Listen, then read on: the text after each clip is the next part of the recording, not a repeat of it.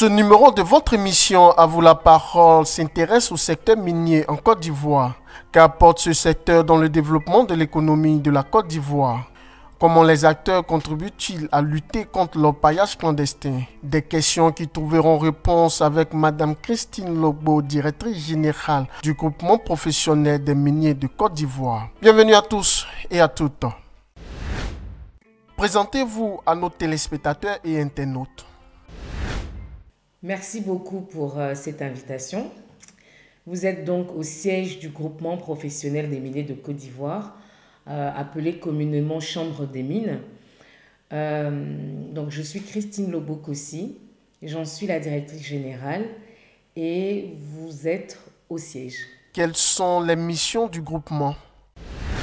Le groupement est une association professionnelle qui rassemble l'ensemble des sociétés minières installées en Côte d'Ivoire, leurs principaux sous-traitants ainsi que les fournisseurs. Notre mission première est de faciliter les opérations de nos membres en tant qu'opérateurs miniers et dans une plus grande mesure contribuer au développement du secteur minier en Côte d'Ivoire. Depuis juin 2018, vous êtes la directrice générale du groupement professionnel des miniers de Côte d'Ivoire. Quel est votre secret de réussite? Je ne sais pas si j'ai un secret, je pense qu'il faudrait demander soit aux membres, soit au conseil d'administration. Toujours est-il que la valeur première de notre association, de ce groupement, est véritablement de contribuer au développement du pays, dans un premier temps, mais surtout faire connaître davantage l'impact, l'effet de ruissellement qu'une activité minière peut avoir dans un pays, dans une région, dans une collectivité territoriale. Et c'est ce que nous nous étalons à faire depuis un peu plus de 10 ans maintenant que cette association existe. Quand vous prenez du recul et que vous observez le groupement, quel est le sentiment qui vous anime? Nous sommes en pleine dynamique, nous sommes en pleine croissance, comme le secteur le démontre. Le secteur a connu un regain d'intérêt et un regain d'attractivité au retour de la crise et à l'avènement de l'ambition affichée de son Excellence le Président de la République de faire de ce secteur un important contributeur à l'économie nationale. Pour ce faire, plusieurs réformes ont été prises, plusieurs mesures, plusieurs incitatifs ont été aménagés pour que les opérateurs puissent être présents dans le pays et surtout puissent développer ce secteur. Voilà, créer davantage de richesses pour l'État, pour elle-même, entreprise, et aussi l'ensemble des parties prenantes concernées. Donc, vous voyez qu'en 10 ans aujourd'hui, cette volonté affichée avec les mesures d'accompagnement qui vont avec font de ce secteur l'un des secteurs les plus prometteurs, qui d'ailleurs devient de plus en plus prioritaire dans les objectifs de développement du pays. Nous avons été reçus récemment par son Excellence le Premier ministre, Patrick Haché, qui a bien cerné l'opportunité d'avoir un secteur minier dynamique, organisé et dont les besoins sont portés et adressés au plus haut niveau pour s'assurer d'en avoir des bénéfices positifs et durables pour l'État de Côte d'Ivoire. Quel est l'apport du secteur minier dans le développement de l'économie de la Côte d'Ivoire? Le secteur minier revendique un peu moins de 4% du PIB national. Toutes les statistiques l'indiquent. 2021, c'est 42 tonnes d'or, près de 3 millions de minerais de métaux de base, donc bauxite, manganèse et nickel confondus produits. 18 000 emplois directs. Si vous multipliez par 5, ça vous donne un peu l'étendue des emplois indirects concernés par l'activité minière. C'est un peu moins de 3 milliards de francs CFA injectés dans ce que nous appelons le développement communautaire. Vous savez, les sociétés minières ont l'obligation depuis 2014 d'allouer 0,5% de leur chiffre d'affaires au projet de développement communautaire. Donc tout ce qui concerne la réalisation d'infrastructures de base, la réalisation d'ouvrages d'éducation de base, de santé de base, d'activités générateurs de revenus. Cette enveloppe globale, l'année dernière, tournait autour de 2 milliards. Donc vous comprenez que, outre ces chiffres, Une mine qui s'installe dans une localité impacte au minimum 3, 4, 5 villages, sinon plus. Donc, lorsque un village ou un groupement de villages ne comportait que 300, 400, allez, 1000 personnes, se retrouvent triplés, quadruplés du fait de la présence de la mine, vous voyez tout le développement que ça génère, tout le corollaire de développement que ça apporte. Parce qu'il faut installer les travailleurs qui arrivent, il faut les restaurer, il faut les soigner, il faut qu'ils éduquent leurs enfants, il faut qu'ils aient des loisirs. Voilà, c'est tout un écosystème de vie qui se crée, qu'il faut organiser.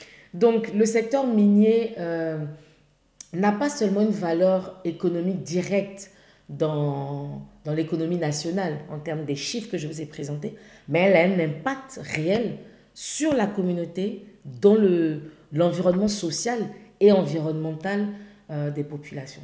Voilà pourquoi nous pensons en tant que groupement qu'en étant organisés, en promouvant des bonnes pratiques, en étant des entreprises ou des acteurs responsables, conscients et soucieux de l'environnement dans lequel nous sommes, en développant de bonnes relations d'habitation ou de cohabitation avec les communautés qui nous reçoivent, qui nous font l'amitié de nous permettre de développer ces activités-là.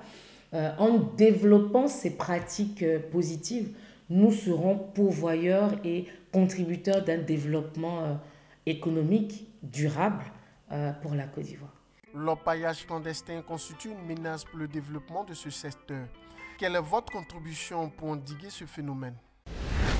Oui, vous l'avez dit, l'orpaillage clandestin, avec le mot clandestin, est une calamité pour n'importe quel pays qui en subit les impacts. Mais bien heureusement, en Côte d'Ivoire, les mesures drastiques sont prises, j'ai envie de dire, à un plus haut niveau pour juguler comment je vais dire ça, cette fraude. Nous, au groupement, nous contribuons avec toutes les parties prenantes, tous les partenaires qui nous sollicitent pour réfléchir à comment proposer ou suggérer des pistes de solutions pour contrôler et endiguer l'orpaillage clandestin. Nous ne sommes que des opérateurs, ce n'est pas notre mission première, mais en tant que citoyens, nous pensons suggérer quelques pistes de collaboration fortes de notre expérience et de notre collaboration avec d'autres chambres des mines au niveau de la CEDEAO ou au niveau de l'Afrique. Le bureau actuel, le conseil d'administration actuel plaide vigoureusement auprès du ministre en charge des mines et dans d'autres fora que l'orpaillage clandestin ne soit pas perçu uniquement comme un fléau dévastateur, mais comme une opportunité économique. Si cette activité est perçue comme une activité qui doit être organisée, formalisée et naturellement qui va être fiscalisée comme n'importe quel secteur d'activité, cela permettrait de le codifier comme la loi le permet et d'en prendre les outils nécessaires pour la contrôler. Donc, vous remarquerez que dans mes interventions, j'emploie plus le mot d'orpaillage clandestin. Je préfère parler d'organisation de l'artisanat minier qui, comme la loi le consacre, est réservé aux nationaux, donc aux Ivoiriens, ce qui veut dire que c'est une opportunité pour des Ivoiriens qui s'intéressent au secteur minier, qui n'ont pas la possibilité d'investir dans ce qu'on appelle les grandes mines, peuvent s'intéresser aux mines semi-industrielles ou aux mines artisanales, tout en respectant les procédures prévues par le code minier. Cela permet de générer une activité économique qui nourrit son homme ou sa femme et qui est contributeur de l'environnement ou de la communauté dans laquelle cette exploitation minière se déroule. En dépit de ces opportunités que vous présentez, pourquoi certains Ivoiriens n'arrivent pas à saisir cette opportunité et préfèrent l'artisanat minier? C'est le cas aujourd'hui. Vous savez, la Côte d'Ivoire n'est pas ce qu'on appelle un pays de tradition minière. Nous sommes plutôt un pays agricole. Il y a un peu moins de 15 ans, le pays comptait à peine 2 sociétés en production, une 50, enfin même pas une trentaine en phase de recherche et quelques sous-traitants. Aujourd'hui, ce nombre a été multiplié par 5. Pourquoi? Parce qu'il y a encore 15 ans, le secteur minier vraiment était méconnu. Je ne dis pas qu'il est mieux connu aujourd'hui, mais en tout cas, on en parle et naturellement, cela attire de l'intérêt pour mieux comprendre. Pendant qu'on a une culture de près de 70 ans d'agriculture, le secteur n'a à peine que 15 ans. Si je remonte, si je vais au niveau des années 2010-2011. Donc vous comprenez qu'on ne peut pas rattraper ou on ne peut pas faire tout le développement d'un secteur en 10-15 ans, comme dans des pays comme le Ghana ou le Burkina, le Mali, qui sont beaucoup plus aguerris que nous. Moi, je pense aujourd'hui, sans langue de bois, qu'en 5 ans, il y a eu une avancée considérable en termes d'intérêt pour le secteur minier. Vous avez plusieurs sociétés minières aujourd'hui. Je pense qu'on en dénombre une centaine d'autorisations semi-industrielles et artisanales qui sont attribuées. Puisque la loi dit qu'elle n'est consacrée qu'à des Ivoiriens, ça veut dire que ce sont des entreprises, des SARL, des PME, des groupements d'intérêt économique ou des coopératives qui sont dirigées par des Ivoiriens en vue de faire de l'exploitation à petite et moyenne échelle. Pour moi, c'est véritablement une avancée. Je ne dis pas qu'il n'y a pas de difficultés, mais il faut regarder la dynamique dans laquelle ce secteur se développe, son potentiel, l'accompagnement ou toute l'assistance que veut déployer aujourd'hui l'État de Côte d'Ivoire à travers la primature et le ministère en charge des mines pour garantir une efficacité administrative et opérationnelle de ce secteur-là. Donc, nous, en tant que groupement, vous comprenez la preuve, hein, vous nous avez trouvé pendant que nous sommes là depuis 2008. Vous voyez que nous avons inscrit l'amélioration de la connaissance de ce secteur comme axe stratégique pour que davantage de partenaires économiques, d'autres secteurs nous connaissent, mais l'opinion publique connaisse davantage le secteur minier, ses pratiques, ses codes et ses acteurs, plutôt que de conserver cette mauvaise perception qu'on peut avoir des mines. La Commission des affaires économiques et financières de l'Assemblée nationale a adopté à l'unanimité le projet de loi portant ratification de l'ordonnance numéro 2022-239 du 30 mars 2022 portant modification des articles 183, 184, 185, 186, 187, 188 et 189 de la loi 2014-138 du 24 mars 2014 portant code minier. L'approbation de cette loi de ratification de l'ordonnance vise à renforcer le dispositif actuel de lutte contre l'orpaillage illégal. Quels commentaires faites-vous? Écoutez, c'est une avancée. Cette loi vient renforcer l'ensemble de l'arsenal juridique existant sur l'activité minière dans son ensemble, mais spécifiquement sur l'activité minière artisanale.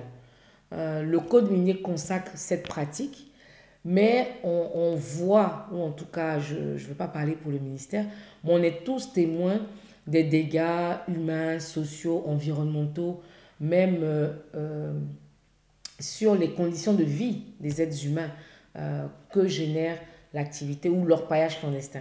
Donc, prendre cette loi permet au ministère d'être outillé pour davantage endiguer ou lutter efficacement contre l'orpaillage clandestin. Vous n'êtes pas sans savoir que le président de la République a institué dans les missions ou les prérogatives du Conseil national de sécurité un regard particulier sur l'orpaillage clandestin. Du fait de sa corrélation potentielle avec des risques de terrorisme ou des risques de blanchiment d'argent ou des risques de trafic d'armes lourdes ou légères. Donc, c'est tout un nouveau dispositif qui accompagne cette ambition que le gouvernement a pris. Il est vrai que la Côte d'Ivoire égorge d'énormes ressources naturelles. Que répondez-vous à ceux qui affirment que l'extraction de l'or dégrade l'environnement? Comment le groupement contribue à faire du secteur minier le deuxième pilier de l'économie de la Côte d'Ivoire? l'or dégrade l'environnement. C'est la première fois que j'entends cette assertion. Je sais que l'or est très prisé par les femmes. Je sais que la bauxite, le fer, le lithium, le manganèse sont très demandés aujourd'hui pour amorcer la transition écologique. Ces mêmes minéraux qu'on appelle les métaux stratégiques sont très utilisés pour accompagner les processus de digitalisation ou de nouvelles technologies. Je sais que l'or est utilisé dans la fabrication de pièces pour évaluer les réserves de change de certaines banques centrales. Donc, les minerais sont très utilisés dans notre quotidien. Nous ne le savons pas. Si on fait référence à certains de nos cours de biologie quand nous étions en classe secondaire, vous savez que vous avez du fluor qui est dans le dentifrice, vous avez de l'argent, du cuivre. Donc, les minerais aujourd'hui sont utilisés dans notre quotidien, mais ne sont pas suffisamment vulgarisés comme l'usage qu'on pourrait faire de la tomate ou du concombre ou du cacao. Extraire l'or ou extraire un minerai, oui, a un impact sur l'environnement parce que cette ressource naturelle se trouve dans le sous-sol. Donc, il faut naturellement impacter l'environnement, le modifier pour s'assurer de pouvoir l'extraire. Puisque notre gouvernement a fait le pari de valoriser ces ressources naturelles, naturellement, elle met en place un dispositif qui mitige et réduit considérablement l'impact que l'extraction ou l'exploitation minière peut avoir sur l'environnement.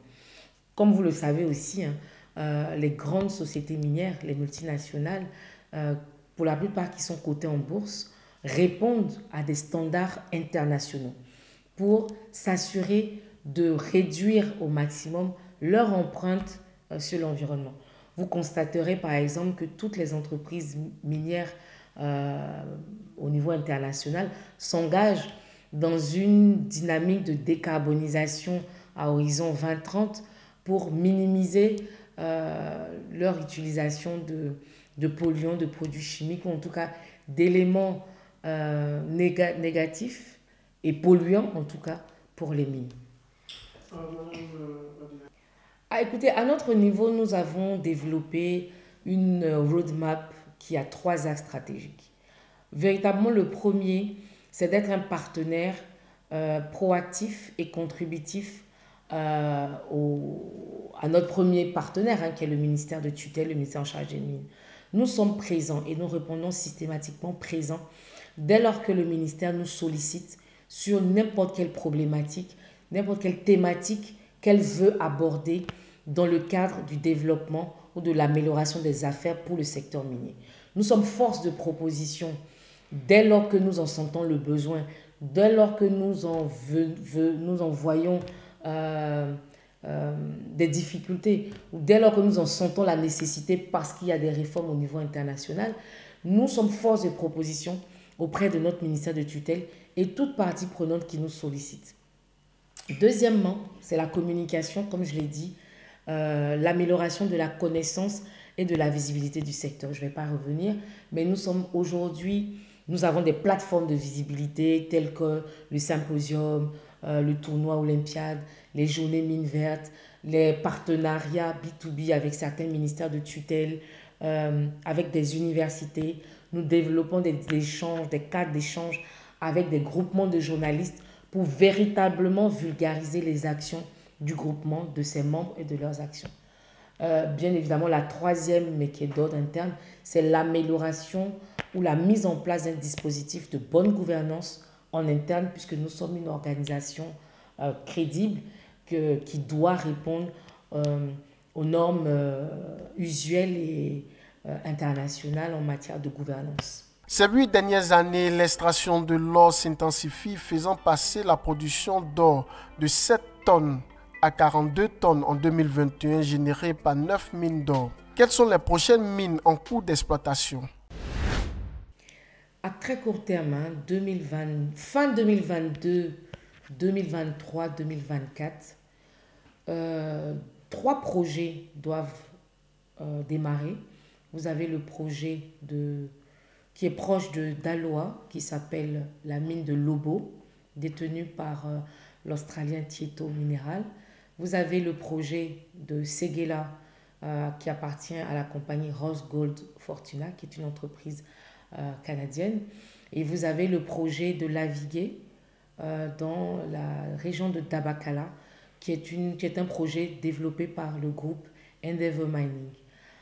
Fin 2024, début 2025, deux nouveaux projets sont attendus, notamment le projet de montage gold avec le projet Koné Gold, voilà, au niveau du nord. Et vous avez le projet de Santamine dans la zone de repos qui doit normalement voir le jour. Ce sont les projets en or. À côté de l'or, vous avez le projet de Sama Nickel qui est en bonne avancée de rentrée en production. Vous avez la mine de Touba, la mine qui est proche de Touba à Fumbeso, la compagnie minière du Bafing, qui va étendre ses activités en installant une usine de traitement. Bien évidemment, les projets actuels peuvent connaître, pour celles qui auront atteint soit leur vitesse de croisière, soit qui amorceront un début de fin, vont probablement connaître aussi des extensions. Ce sont les projets les plus avancés à horizon 2025. Le groupement organise la deuxième édition du symposium de mines en Côte d'Ivoire les 30 et 31 mars 2023 à Abidjan, autour du thème « Quelle politique de contenu local pour un secteur minier durable et performant ?» Parlez-nous de cette activité. Le symposium Mines Côte d'Ivoire se veut le forum par excellence de promotion du secteur minier. Nous voulons développer une économie locale basée sur les échanges bilatéraux commerciaux au niveau de la Côte d'Ivoire. Donc c'est un forum professionnel et commercial qui met en avant les principaux acteurs installés en Côte d'Ivoire, l'ensemble des secteurs miniers, l'ensemble des secteurs d'activité économique qui peuvent générer des relations commerciales avec le secteur minier. Et bien évidemment, nous avons des partenaires venant d'autres pays qui seront présents. Le thème de cette année va porter sur ce qu'on appelle le contenu local, qui est l'approvisionnement local. Comment garantir un contenu local en Côte d'Ivoire pour assurer un secteur minier durable et performant. Nous aborderons donc les questions essentielles pour le pays et pour le secteur, notamment comment améliorer l'employabilité des Ivoiriens au niveau national, mais au niveau des communautés, comment améliorer l'entrepreneuriat des sociétés ivoiriennes en termes de fourniture de biens et services aux sociétés minières, et comment construire des partenariats autour de la recherche scientifique pour accompagner le développement du secteur. Comment créer toute une économie au niveau national pour soutenir la croissance de ce secteur-là qui devient de plus en plus grandissant. C'est prévu les 30 et 31 mars 2023 dans un réceptif hôtelier de la place. Vous êtes fondatrice du réseau des femmes du secteur minier de Côte d'Ivoire depuis 2015. Comment se porte le réseau? Vous voyez donc que les femmes portent chance. Dès lors que nous avons créé ce réseau, la Côte d'Ivoire gagne la CAN. Non, plus sérieusement, ce réseau se porte très bien.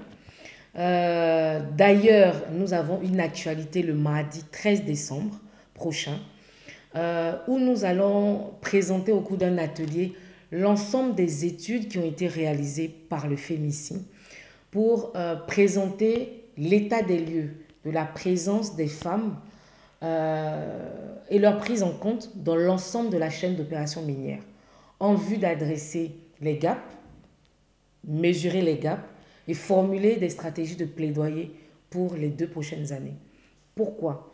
Il faut savoir que le réseau des femmes du secteur minier FEMICI, a été pensé, mis en place pour résoudre tout simplement ou pour adresser la question de la problématique de la présence des femmes et de la valorisation de leurs compétences dans un secteur qui reste majoritairement masculin.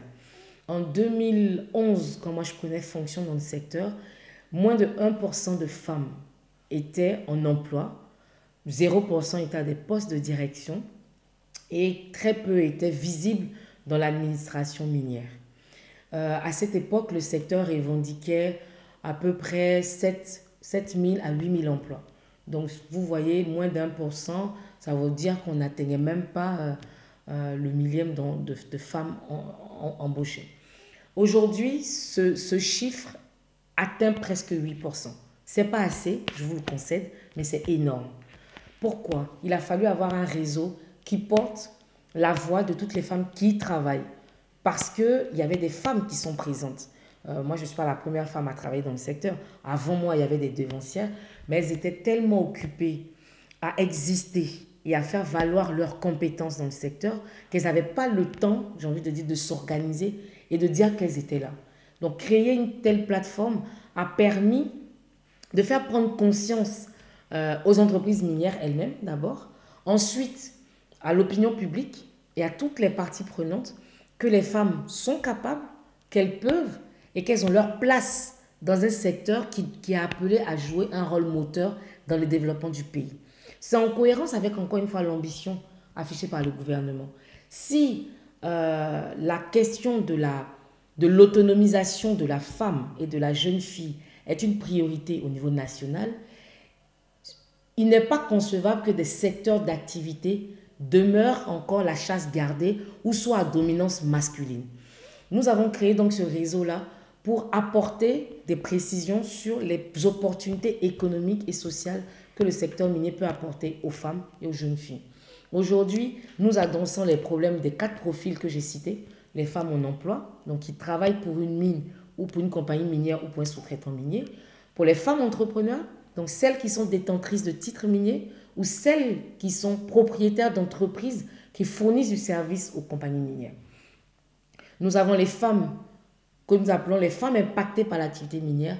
Ce sont les femmes qui vivent dans les communautés où les projets miniers se développent pour s'assurer que leurs besoins soient adressés dans l'ensemble des projets communautaires réalisés par les projets miniers. Et depuis 3 ans, nous avons admis ou coopté ou parrainons les jeunes femmes en filière mine, pétrole, géologie et sciences de la terre.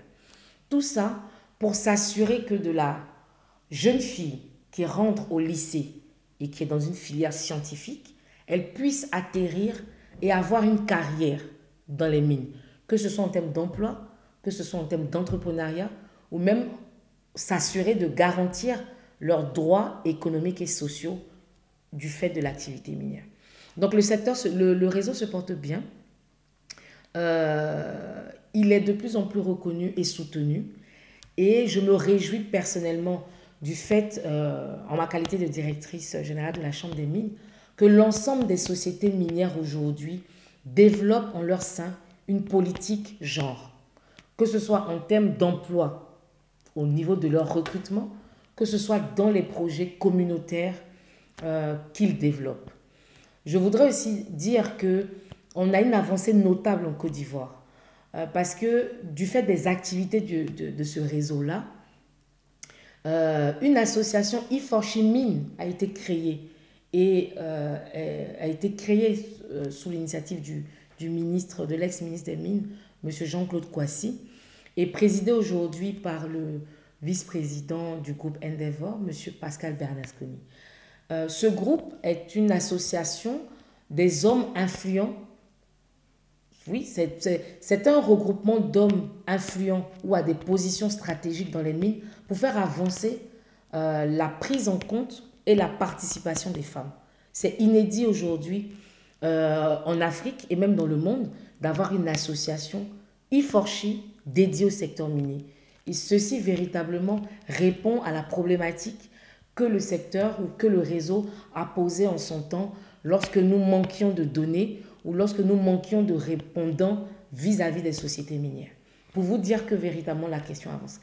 Notre next step, c'est d'aller à l'Assemblée nationale et demander aux parlementaires, députés, sénateur, d'inscrire dans le code minier la prise en compte du genre dans l'ensemble des politiques.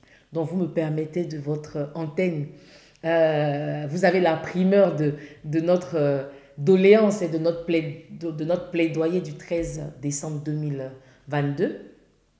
La quintessence de notre plaidoyer sera celle-ci. Il nous manque, en plus des différentes réformes dans le code minier, il nous manque dans le code minier de Côte d'Ivoire la déclinaison d'une vision en matière de genre dans le code minier, que ce soit en termes d'entrepreneuriat, que ce soit en termes d'emploi, ou que ce soit en termes d'autonomisation et de promotion des droits des femmes dans l'ensemble de la chaîne. Combien de femmes ou associations sont regroupées au sein du réseau? Alors, si nous appuyons sur les différents groupements, parce qu'il faut savoir que nous sommes composés de membres individuels, intuitifs personnels, ou de ce que nous avons appelé comité de base. Lorsqu'une entreprise a au moins 10 femmes en son sein, elle se constitue en groupe. Donc, fort de ces données-là, nous avons un répertoire de près de 2456 femmes aujourd'hui, issues, comme j'ai dit, des sociétés minières, des sous-traitants miniers, de quelques fournisseurs, de l'administration publique en charge des mines, des lycées, jeunes filles, enfin pas des lycées, des universités de référence qui ont une filière mine, géologie, sciences de la terre, donc l'INPHB, l'université de Mans, l'université d'Abidjan, l'université de Daloa, et nous avons 2 groupements de femmes détentrices de permis artisanaux, opérant dans le diamant et dans l'or. Nous parlons actuellement avec un groupement de jeunes filles diplômées en pétrole, parce que nous ne travaillons pour l'instant qu'avec les mines, du fait de la séparation des codes. Donc nous sommes en relation avec un groupement de jeunes femmes diplômées dans la filière pétrole, et nous avons organisé 14 coopératives issues de cette zone minière. Voilà. Donc, voilà un peu le bilan de ce que le réseau fait. Je terminerai, si vous permettez. Nous sommes aussi en réseau, parce que pour faire amplifier la voix, il ne faut pas que l'action reste uniquement au niveau du pays. Donc, nous sommes membres fondateurs de ce qu'on appelle le Women in Mining of West Africa, qui est l'association CEDEAO sur les mêmes ambitions. Et nous sommes membres actifs et membres du conseil d'administration actuel de AWIMA, qui est l'Association africaine des femmes du secteur minier. Nous sommes aussi membres de l'Alliance globale du réseau international des femmes du secteur minier. Pour dire que c'est une problématique internationale et que tous les continents, tous les pays où le secteur minier se développe, à plus ou moins grande échelle, nous avons toute la même problématique. La prise en compte et l'intégration des femmes dans la chaîne d'opération de l'industrie extractive. C'est bientôt la fête de fin d'année. Quel message pouvez-vous laisser comme vœu? Je voudrais vous remercier pour la marque de considération accordée à notre organisation, à notre secteur d'activité et à ma personne en réalisant cette interview ce jour. Au nom du président de la Chambre des mines et à mon nom propre, je voudrais souhaiter, c'est encore tôt, mais profiter de votre antenne pour souhaiter mes meilleurs voeux de santé et de santé à tous les habitants de la Côte d'Ivoire. Parce que si nous avons la santé, nous avons la capacité d'imaginer et de réaliser des actions pour des lendemains meilleurs. Donc mon vœu le plus cher, c'est véritablement une santé de fer à tous les Ivoiriens, et à tous les habitants de la Côte d'Ivoire. Votre mot de fin. Alors, je dirais qu'il faudrait... vous pouvez connaître davantage l'actualité du secteur minier, notamment le groupement, ses membres, en nous rejoignant sur nos différentes plateformes d'information, sur les réseaux sociaux, sur notre site internet, ou en venant tout simplement nous visiter au siège. Nous sommes disponibles et ouverts à répondre à n'importe quelle, à toute sollicitation qui va dans le cadre de l'amélioration de la connaissance de ce secteur-là. Pour ma part, j'ai pris plaisir à participer à cette interview. J'espère avoir été